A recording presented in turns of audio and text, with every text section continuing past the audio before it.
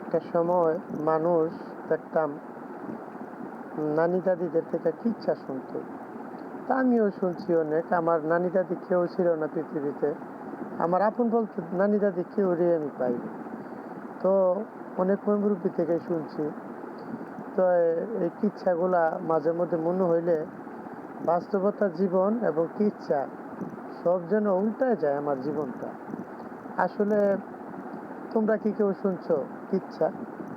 গল্প ও বর্তমান বলে গল্প, আগে কইতো কিচ্ছা। তো বলতো এক দেশে ছিল এক রাজা, আরেক দেশে ছিল এক রানী, এক দেশে ছিল এক টোনা, আরেক দেশে ছিল টুনি। তো এক দেশে ছিল এক গোসাই, আরেক দেশে ছিল গুসি। আসলে এই কথাগুলা মনে হয় যে অনেক পূর্বের, অনেক পুরনো। কিন্তু তোমরা কি কেউ শুনছো? যদি শুনে থাকো তো কমেন্ট বক্সে কমেন্টের মাধ্যমে জানাইবে ইনশাল্লাহ।